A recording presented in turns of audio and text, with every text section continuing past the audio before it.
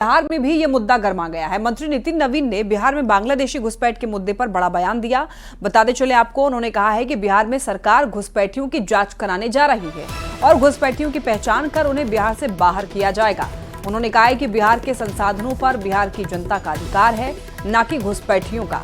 नितिन नवीन ने घुसपैठ के बहाने हिंदू मुस्लिम करने के विपक्ष के आरोपों पर भी पलटवार किया है।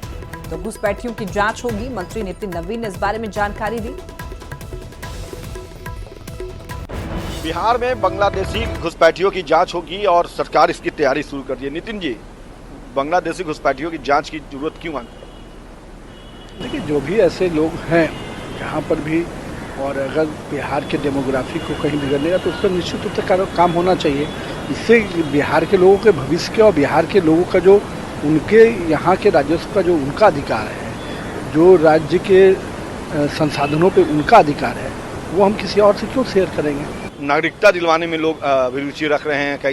कई लोग जो हैं उनको आधार कार्ड बनवा दिया, राशन कार्ड बनवा दिया, बिजली बिल मुहैया करा रहे हैं, आवास मुहैया करा रहे हैं। क्या लगता है, ऐसे लोगों को सबक लेनी चाहिए जिस तरह से बांग्लादेश में हो रहा है उस घटना से? देखिए, इन चीज़ों पर निश्चित रूप से सरकार तत्पर होकर कार्रवाई कर रही है। जो भी उस तरीके से, गलत तरीके से अगर कुछ हुए हैं तो निश्चित रूप से उस पर चिन्हित करना चाहिए और उस पर निर्णय करना चाहिए। विपक्ष तो कह रहा है कि ये सिर्फ हिंदू मुस्लिम करके आप लोग अपनी राजनीति कर रहे हैं। जो लोग कि जो लाखों करोड़ों हिंदू जो बांग्लादेश में परेशान हो रहे हैं, क्या उनके लिए इनके कभी भी मन में से कोई शब्द निकल के आया? लेकिन जो बिहार में रह रहे हैं उनको तो कोई दिक्कत नहीं है, चाहे वो हिंदू हो मुस्लिम हो। जांच कर क्या कार्रवाई होगी ऐसे घुसपैठियों के? चिन्हित जो भी ऐसे हैं, देखिए, वो जो बिहार के संसाधनों पे बिहार के लोगों का हक होगा, भारत के संसाधनों पे भारत के लोगों का हक होगा। इसको कोई और लोग ले तो निश्चित रूप से इस पर कार्रवाई होगी। जो भी लोग गलत तरीके से बिहार में एंट्री किए, भारत में एंट्री किए हैं, उनको चिन्हित करके उनके खिलाफ कड़ी कार्रवाई जो है वो बिहार सरकार और भारत सरकार करेगी। अमित कुमार, न्यूज़ 18 पटना। बिहार में बांग्लादेशी घुसपैठियों की पहचान के लिए जांच कराने की बात पर सियासत शुरू हो गई है। विपक्ष के नेताओं ने एक सुर में सत्ताधारी दलों से सवाल किया है कि 2 दशक से सरकार में ये हैं, फिर घुसपैठी अगर बिहार में आ गए हैं तो जिम्मेदारी किसकी है और जांच कराने से इन्हें आखिर कौन रोक रहा है? जबकि सत्ताधारी दल के इसे आंतरिक सुरक्षा का मामला बताकर जांच जरूरी बताने में लगे हुए हैं। आप उठाए थे, प्रधानमंत्री से लेकर गृह मंत्री सब लोग उठाए थे, जदयू के लोग ने उठाया था झारखंड में। क्या हुआ? अपनी विफलताओं को आप दूसरे के मत्थे पर ढकेलना चाहते हो। कोई भी अगर गैरकानूनी तरीके से कहीं कोई है, तो सरकार तुम्हारे हाथ में है भाई। 10 सालों से मोदी सरकार केंद्र में है। लगभग 2 दशक से बिहार में एनडीए की सरकार है, जिसमें नितिन नवीन जी कई बार मंत्री पद ले चुके हैं। अगर बांग्लादेश की घुसपैठियां अगर बिहार में बढ़ी है तो इसकी जिम्मेवारी किसकी है भाई? किसकी जिम्मेवारी है? क्या विपक्ष की जिम्मेवारी है? जब लोग हल्ला करने लगे, जब ये बातें तूल पकड़ने लगी, तो वो जग रहे हैं कि इस पे जांच करेंगे। अरे तो भाई बोल बचन क्यों? जांच कीजिए ना। किसने रोका आपको जांच करने से? बिहार के लोकप्रिय मुख्यमंत्री आदरणीय नीतीश कुमार जी बिहार में जाति सर्वे करवाया और सर्वे कराकर लोगों की गणना हो गई, उसके रिपोर्ट भी पब्लिश कर दिया गया। तो उसके बाद भी अगर किन्हीं को लग रहा है कि बिहार में कोई दूसरे देश के लोग प्रवेश किए, तो राष्ट्रीय सुरक्षा का विषय है। ये तो भारत सरकार को देखना चाहिए। ये तो राष्ट्रीय सुरक्षा का विषय है। बांग्लादेश में हिंदुओं पर हो रहे अत्याचार पर बीपी आपको बताते चले कि बीएसपी सुप्रीमो मायावती के एक बयान को लेकर बिहार में भी सियासत गर्म है। विपक्ष के नेता जहां पर केंद्र सरकार के रवैये पर सवाल उठा रहे हैं, तो सत्ताधारी दलों के नेता ये दावा कर रहे हैं हर संभव कूटनीतिक कदम उठाए जा रहे हैं। सरकार नरेंद्र मोदी की है, बीजेपी की है। ये लोग कथित तौर पर अपने आप को हिंदूवादी भी कहते हैं। ये लोग क्यों नहीं बांग्लादेश के हिंदुओं के पक्ष में जाते हैं? क्यों नहीं वहां कुछ करते हैं? नहीं ताकत है तो कम से कम बांग्लादेश दूतावास को घेर ले मोदी जी जाके। तो मोदी जी से सवाल करने के बजाय हर किसी इशू पे, ये इंटरनेशनल डिप्लोमेसी का मामला है और बांग्लादेश की माइनॉरिटीज़ के साथ जो कुछ हो रहा है गलत हो रहा है। हम लोग उसकी घोर निंदा करते हैं। माइनॉरिटीज़ की एक साइकी है और हर गवर्नमेंट को, जो भी गवर्नमेंट है बांग्लादेश में, इंटरिम गवर्नमेंट हो, उसको उसी हिसाब से हैंडल करना चाहिए।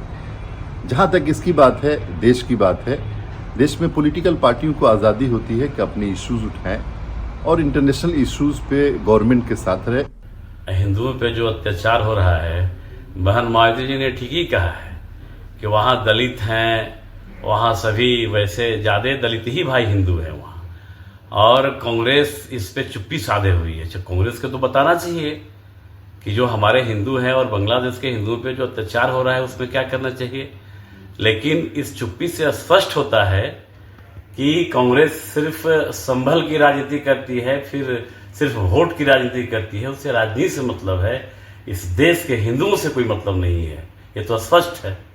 इधर हाल के दिनों में इस पर जिस तरह से राजनीति की जा रही है और जिस तरह से इस मामले को दूसरी दिशा में भटकाने का प्रयास किया जा रहा है, ये कहीं से उचित नहीं है।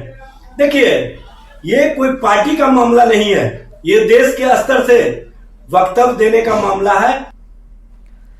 पटना से बड़ी खबर, तेजस्वी यादव का बड़ा बयान। पटना में लाठी चार्ज को लेकर के उन्होंने बयान दिया है, भड़काने के आरोपों पर जवाब दिया है। कहा कि यह सरकारी लाठी डंडे की है, छात्रों के भविष्य से खिलवाड़ हो रहा है, हम जनता की आवाज उठा रहे हैं। तेजस्वी यादव का ये बड़ा बयान पटना में अभ्यर्थियों पर हुए लाठीचार्ज को लेकर उन्होंने कहा है कि यह सरकारी लाठी डंडे की है, छात्रों के भविष्य से खिलवाड़ किया जा रहा है और हम जनता की आवाज उठा रहे हैं।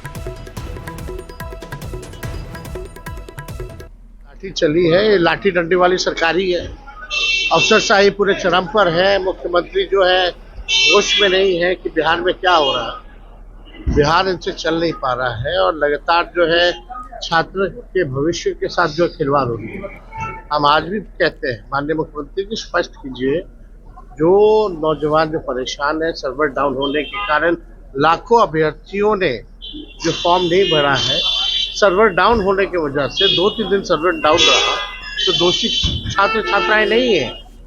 आपको उनको मौका देना चाहिए, उनको मौका मिले और सर्वर 1-2 दिन के लिए जो है खोला जाए, ताकि वो लाखों के तादाद के अभ्यर्थी कह रहे हैं कि आप उकसाने का काम कर रहे हैं, आप डालने का काम आप कर रहे हैं। हम जनता की आवाज उठा रहे हैं, नौजवानों की आवाज उठा रहे हैं। अगर हम नहीं उठाएंगे तो ये लोग उठाएंगे क्या? ये लोग क्यों नहीं जाके जस्टिफाई किए? 10 दिन से ये चल रहा है। किशनगंज से आरजेडी विधायक सऊद आलम के बिगड़े बोल सामने आए हैं। उन्होंने एक महिला अधिकारी को लेकर के विवादित बयान दिया है। सऊद आलम ने कहा है कि महिला अधिकारी कभी दुपट्टा नहीं रखती, लेकिन उस दिन शायद वो दुपट्टा ओढ़ ली होंगी। ये पूरा मामला अवैध खनन से जुड़ा हुआ है। दिगल बैंक के तुलसिया पंचायत के मुखिया मोहम्मद जैद पर अवैध खनन मामले में केस दर्ज किया गया था और गाड़ी भी जब्त की गई थी, जिसे छुड़ाने के लिए महिला अंचलाधिकारी के साथ में अभद्र व्यवहार और भाषा का इस्तेमाल किया गया था। मुखिया मोहम्मद जैद पर अंचलाधिकारी का दुपट्टा भी खींचने का आरोप लगा है। पकड़ी थी तो प्रयास के लिए गए कि चले बालू उठा लिया, थोड़ा बहुत ये कर लिया, तो आप इसको छोड़ दीजिए। ये लोग इसी प्रयास के लिए गए थे, अब उसके इसमें एक्शन में आकर के उन्होंने गलत कदम उठाए। दुपट्टा खींचने वाला आरोप थोड़ा सा बरात पड़ा लग रहा है, में लिया जाएगा, उस पर भी कोई ना कोई कार्रवाई होगी। सर, दुपट्टा खींचने वाला आरोप थोड़ा बरात पड़ा लग रहा है। देखिए, पहली बात तो ये कि वो मैडम दुपट्टा ओढ़ती ही नहीं है, और उस दिन पता नहीं कैसे जानबूझकर दुपट्टा लेकर के आई या क्या। किशनगंज के आरजेडी विधायक सऊद आलम के विवादित बयान पर बीजेपी जिलाध्यक्ष ने हमला बोला है। बीजेपी जिलाध्यक्ष ने इसे आरजेडी की मानसिकता वाला बयान बताया। उन्होंने कहा है कि ये इस्लामिक एजेंडों को स्थापित करने वाला बयान है। तो विवादित बयान पर इधर आपको बताते चलें कि बीजेपी का ये कहना है, बीजेपी जिलाध्यक्ष ने इसे आरजेडी की मानसिकता वाला बयान बताया है। उन्होंने कहा है कि ये इस्लामिक एजेंडों को स्थापित करने वाला बयान है।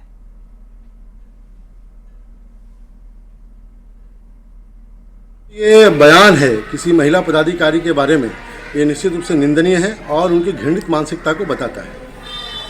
आप किसी पदाधिकारी के आचरण और उनके पहनावा को लेकर आप कोई टिप्पणी नहीं कर सकते हैं। आप माननीय विधायक हैं और इस तरह की जो मानसिकता है वो निश्चित रूप से दूसरे धर्म के पदाधिकारियों के बारे में उनकी गलत सोच और अपने इस्लामिक एजेंडे को स्थापित करने का ये विचार है। तेजस्वी यादव का बड़ा बयान, ममता बनर्जी के इंडी गठबंधन का नेतृत्व करने की इच्छा पर बोले। कहा कि अभी कोई फैसला नहीं है, इंडी गठबंधन सामूहिक रूप से निर्णय लेगा। ममता बनर्जी के नाम पर कोई आपत्ति नहीं है, लेकिन अभी नाम पर विचार नहीं किया गया है। निर्णय तभी होगा जब सब लोग साथ बैठेंगे। तो तेजस्वी यादव का कहना है कि नाम से कोई परेशानी नहीं है, लेकिन अभी फिलहाल कोई निर्णय नहीं लिया गया। सब लोग साथ बैठेंगे तब डिसाइड किया जाएगा।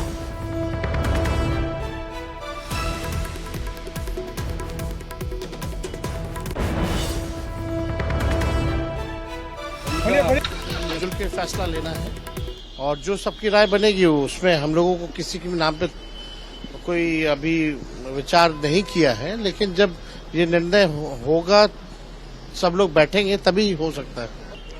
देखिए, इस पे तो सब लोगों को बैठ करके जो है बात करनी चाहिए और हमारे समझ से इंडिया अलायंस में जितने लोग हैं, जितने सीनियर लीडर्स हैं, कोई भी आए तो उसमें आपत्ति किसी बात। एक बड़ी खबर पटना से, पूर्व डिप्टी सीएम तेजस्वी यादव के आरोप पर बीपीएससी की सफाई। आयोग ने इशारों में आरोप को बताया तथ्यहीन। कहा 17वीं बीपीएससी में सर्वर में खराबी की वजह से ऑनलाइन फॉर्म नहीं भरे जाने की बातें तथ्यहीन है। परीक्षा के लिए 28 सितंबर से 18 अक्टूबर तक ऑनलाइन आवेदन की मांग की गई थी। अभ्यर्थियों के लिए 4 नवंबर तक आवेदन की तारीख जो है वो बढ़ाई गई थी। उस अवधि में कुल 4,80,000 आवेदन प्राप्त हुए थे, जिसमें से करीब 1.30 लाख से अधिक आवेदन जो है अंतिम 4 दिनों में मिले थे, जिसमें ये साफ स्पष्ट है कि सर्वर में खामी से जुड़ी हुई शिकायत आधारहीन है। ज्यादा जानकारी के लिए संवाददाता रजनीश हमारे साथ जुड़ रहे हैं। रजनीश, देखिए, एक तरफ बीपीएससी अभ्यर्थी जो हैं, कई लोगों का कहना है कि सर्वर डाउन होने की वजह से कुछ लोग फॉर्म नहीं भर पाए थे, लेकिन चूंकि बीपीएससी एग्जाम के फॉर्म के लिए कुछ दिन और एक्सटेंड किया गया था, इसे 4 तारीख तक रखा गया था, तो इसे तथ्यहीन बताया जा रहा है। पूरी जानकारी दीजिए। देखिए लक्ष्मी, नॉर्मलाइजेशन के साथ साथ बीपीएससी की सर्वर में जो खामी की बात कही गई थी, खराबी की बात कही गई थी, और सीएम नीतीश कुमार को पूर्व डिप्टी सीएम तेजस्वी यादव ने पत्र लिखा था, जिसके बाद जो अभ्यर्थी है उन्होंने भी शिकायत की थी।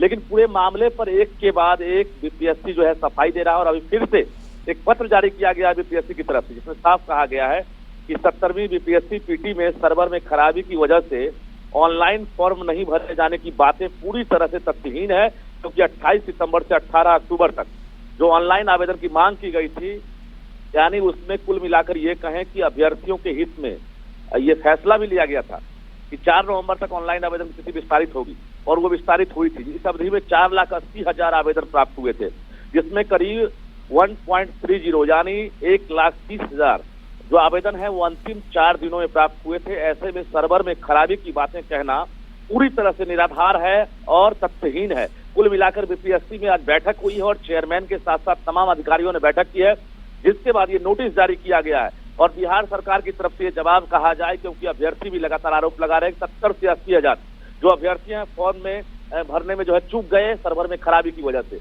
लेकिन जिस प्रकार से बीपीएससी ने कहा है कि इस प्रकार की कोई बातें नहीं है, जो नंबर ऑफ स्टूडेंट्स हैं जो फॉर्म भरे हैं उनकी संख्या 4,80,000 है, जो कम नहीं है, और अंतिम समय में 4 लाख के अलावा तो 1.30 है, 1,30,000 ये आवेदन किए हैं। कहीं ना कहीं ये पूरी तरह से निराधार बातें हैं, और इस पर जो है अब बीपीएससी ने खंडन कर दिया है। अब देखना यह है कि अब तेजस्वी यादव हूं या बाकी जो अभ्यर्थी हैं जो फॉर्म नहीं भर सके हैं या छात्र नेता हैं, वो अब क्या रिएक्शन देते हैं। जी लक्ष्मी। बिल्कुल रजनीश, लेकिन देखिए बीपीएससी की तरफ से सफाई दी गई है, और क्या ऐसा नहीं लगता कि बीपीएससी भी बड़ी सहूलियत के तौर पर सफाई दे रही है? जब नोटिस जारी किया जा रहा है बीपीएससी की तरफ से, तो क्यों नहीं वो जहां पर पेंच फंस रहा है उसको लेकर जवाब दिया जा रहा है? दरअसल मेन जो पेंच फंस रहा है वो मल्टीपल सेट क्वेश्चन को लेकर है कि क्या इसमें जो है क्वेश्चंस अलग होंगे सारे सेट में, या फिर सेम रहेगा? देखिए, बीपीएससी का साफ कहना है कि नॉर्मलाइजेशन प्रक्रिया से इस बार अभ्यर्थियों को नहीं गुजरना होगा, और बीपीएससी नॉर्मलाइजेशन लागू नहीं कर रहा। विज्ञापन में पूरी तरह से क्लियर है कि मल्टीपल सेट जो है उसका उपयोग बीपीएससी कर सकता है, यानी अगर 4 से 5 सेट भी तैयार होता है तो 1 सेट का ही उपयोग होगा। लेकिन ये अंतिम समय में बीपीएससी को फैसला लेने का अधिकार है जो विज्ञापन में है, लेकिन अभ्यर्थी कह रहे हैं कि मल्टीपल सेट नहीं चाहिए, नॉर्मलाइजेशन नहीं चाहिए।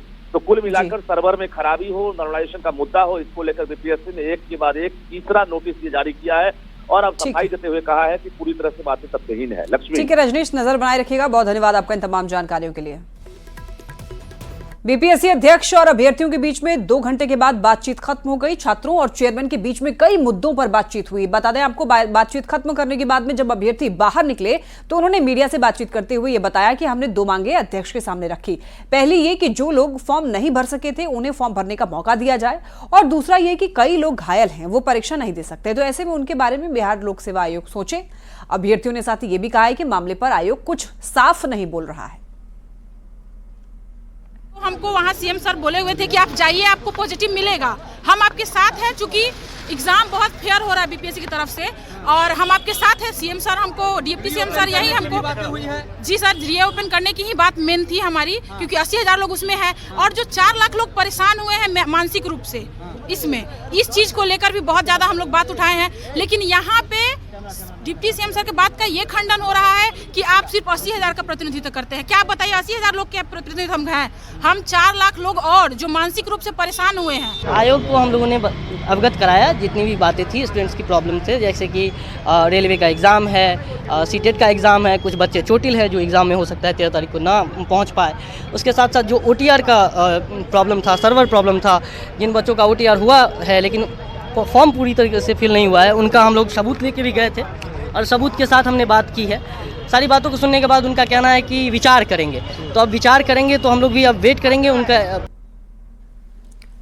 महाराष्ट्र के प्रोजेक्ट गुजरात भेजे जाने के विपक्ष के झूठे दावे पर महाराष्ट्र के सीएम फडणवीस ने करारा जवाब दिया है। CNBC TV 18 India business leader awards कार्यक्रम में न्यूज 18 नेटवर्क के editor in chief Rahul Joshi से खास बातचीत में उन्होंने कहा है कि महाराष्ट्र का बिजनेस गुजरात कभी गया ही नहीं। क्या ऑपोजिशन को ये बोला जा सकता है कि अब बिजनेस महाराष्ट्र से गुजरात नहीं जाएगा? गुजरात कभी गया ही नहीं। देखिए, मैं आपको एक बात कहता हूं कि देश का हर राज्य अपने अपने तरीके से परफॉर्म करता है और मैं केवल, चूंकि मैंने FDI से बात शुरू की थी, so I would like to tell you कि फ्रॉम 15 to 19 जब मैं चीफ मिनिस्टर था जी, तो महाराष्ट्र FDI में नंबर 1 था। करीब करीब 2 तो साल ऐसे थे कि एक साल around 48% of the entire FDI that came to India came to Maharashtra, एक साल 42% आया और हम सरकार से बाहर गए और पहले साल कर्नाटक नंबर 1 हो गया, हम अगले साल गुजरात नंबर 1 हो गया और उसके बाद हम लोग वापिस आए जी। और वापिस आने के बाद मेरे फर्स्ट इंटरव्यू में मैंने कहा था कि हम वापिस महाराष्ट्र को नंबर 1 पर लाएंगे और पहले ही साल महाराष्ट्र नंबर 1 आया, अगले साल भी नंबर 1 आया और अभी 2 क्वार्टर मिलाकर जो फर्स्ट 2 क्वार्टर से उसमें महाराष्ट्र को 52% FDI मिला है, देश का 52%। इसलिए मैं ये मानता ही नहीं हूं कि महाराष्ट्र से कुछ गुजरात जाता है। गुजरात की अपनी एक स्ट्रेंथ है जी, कर्नाटक की अपनी एक स्ट्रेंथ है, तमिलनाडु की अपनी एक स्ट्रेंथ है, दिल्ली की अपनी स्ट्रेंथ के हिसाब से वो काम करते हैं, लेकिन महाराष्ट्र महाराष्ट्र है और मुंबई केवल महाराष्ट्र के पास है। न्यूज 18 नेटवर्क के editor in chief Rahul Joshi से खास बातचीत में महाराष्ट्र के सीएम फडणवीस ने कहा कि मोदी जी ने मुझे परम मित्र कहा। उन्होंने कहा, आपने बहुत अच्छा किया, आप लोगों को बधाई और विजय का आनंद बहुत बढ़ा। मोदी जी ने परम मित्र कहा आपको, तो जब ये जीत, इतनी बड़ी जीत हुई, तो सबसे पहले उन्होंने आपसे क्या कहा?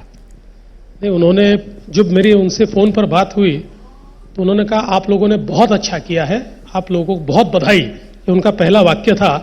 और मुझे लगता है कि उससे निश्चित रूप से जो हमारे विजय का आनंद था वो बहुत बढ़ा। और इसी के साथ इस बुलेटिन में इतना ही। तमाम खबरों के लिए आप देखते रहिए न्यूज 18।